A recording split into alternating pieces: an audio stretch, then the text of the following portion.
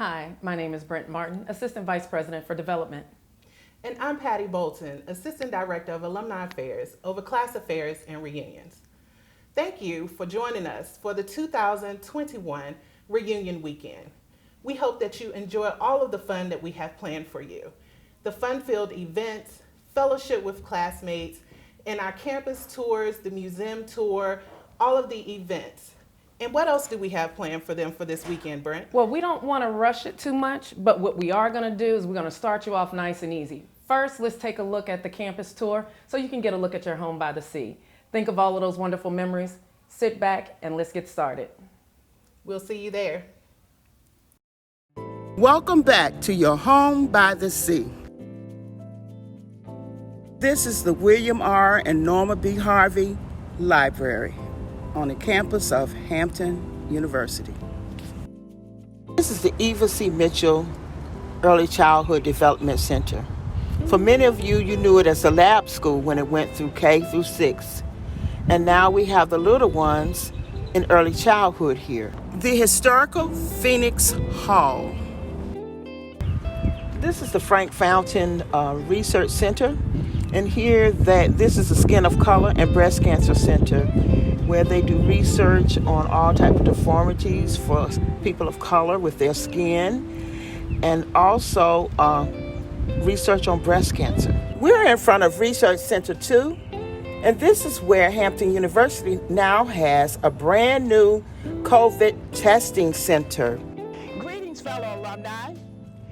Your home by the sea, Hampton University, is helping to fight COVID-19 with our mobile unit. The unit is sitting behind us. This is brand new. Aren't you pleased and proud of your alma mater? This is our beautiful cafeteria.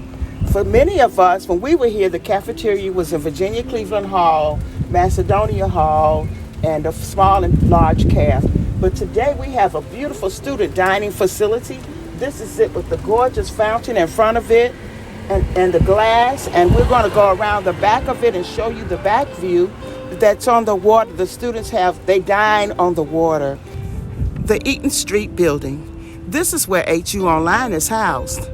For many of you, you will remember the Radisson Hotel. It is straight across the street from that property. For many of you, St. Martin de Porres Catholic Church was right here on this property that we're looking at today. But today, this now belongs to Hampton University, and it is Thurgood Marshall Hall, and it is a male dormitory. Ladies and gentlemen, this is the Scripps Howard School of Journalism, and we are so fortunate this year for graduation to have an alum of the Scripps Howard School of Journalism, Rashida Jones, who is the president of MSNBC, as the graduation speaker. This building is the multi-use building. This building houses admissions, and it houses young ladies who are honor students on the front side of it. So that is why it is a multi-use building. And for many of you, you remember this space as being the alumni house when we had the old house that was the White House on this corner. Now we're in front of the Holly Tree Inn. The back part of this building is a dormitory for young ladies. And of course, the faculty dining hall is the other part of this building. And you know, this building is very historical. This is where Rosa Parks worked when she could not find a job anywhere else, and Hampton University, at that time known as Hampton Institute, told her to come here, and they gave her a job. This is the trustee house. It's been here for many, many, many years. When the trustees are in town, this is where they stay. And our special guests stay in the trustee house also when they visit the campus. This is the Circle of Nations. The flags represent all of our students from foreign countries who attend our beloved Hampton University. And of course, this is Ogden Hall, where many of us have sat for many occasions. Now we are in front of the memorial that's in front of the museum in Ogden Hall, and many of us wonder what it is. It is a commemorative piece that was given to Hampton by a friend, that was designed by a gentleman in England to commemorate the Emancipation Proclamation being read here and the slaves being freed here at our Emancipation Oak Tree. And it is in memory of those people who were freed. Our administration building. that many of you do not know it has a name, and it is named Palmer Hall after General Palmer. He was a great friend of General Armstrong. Ladies and gentlemen, this is our Legacy Park, where many of our legacies of Hampton University sit on benches. Also, this park houses statues of our beloved General Armstrong and our beloved Dr. William R. Harvey. The Memorial Chapel, which was built by our students in the 1800s and is still standing today. L. Douglas Wilder Hall, named after the former Virginia governor, L. Douglas Wilder. This dormitory was erected when he was the governor of Virginia, and it houses males. Ladies and gentlemen, this is our Marine Science Building, and it houses everything concerning the ocean and water and our majors who major in marine science.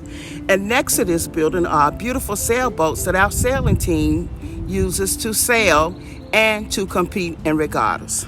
The Mansion House. This house was here when this was a plantation, Little Scotland Plantation, and it still is standing today in its original form with very few renovations to it. This is the infamous James Hall. You haven't been a freshman man if you haven't lived in James, they say. Now you've seen VC Suites, or Virginia Cleveland Suites. When we were here, for many of us, that was the small calf, the large calf, and Macedonia Hall. Today, they are beautiful suites for young ladies. Now we're in front of Wendell Holmes Hall. And Wendell Holmes Hall is named after a former trustee, Wendell Holmes. And Wendell Holmes was also a former national president of the National Hampton Alumni Association, Incorporated. Now we're in front of Dr. Gladys Hope Franklin White Dormitory. Many of us remember Dr. White from being the emeritus class leader for years and years and years, and she was responsible for galvanizing the emeritus class to raise millions of dollars for Hampton University. Now we're in front of Hattie McGrew Dormitory and Hattie McGrew Conference Center. This building was designed by a 1978 graduate, Brian Thornton.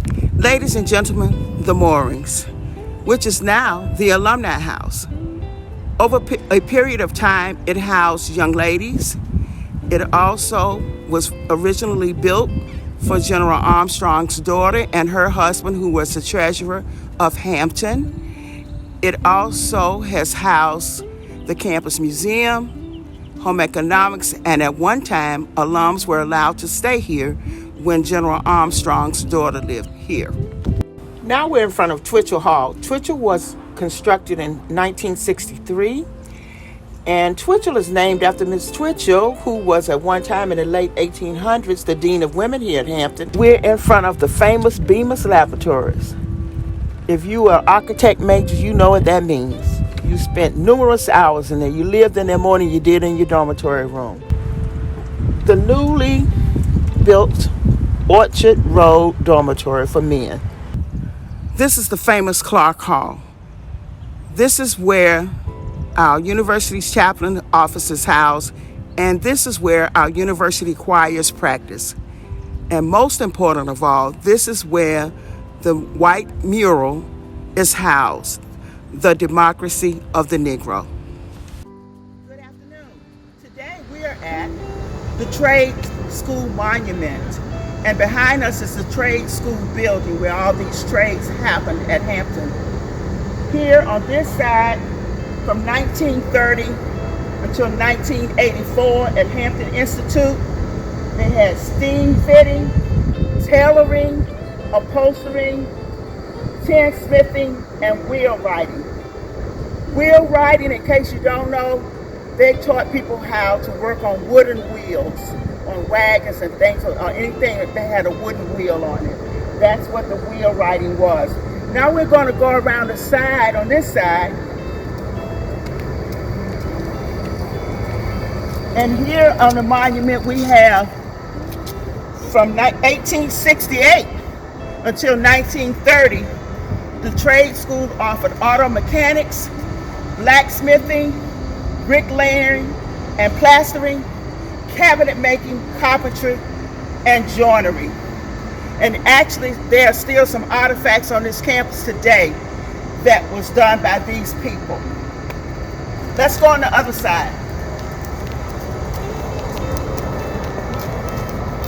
From 1930 until 1984, they had dressmaking, electricity, harness making, and carriage trimming, and machine work from 1930 until 1984. Now let's go around on this side.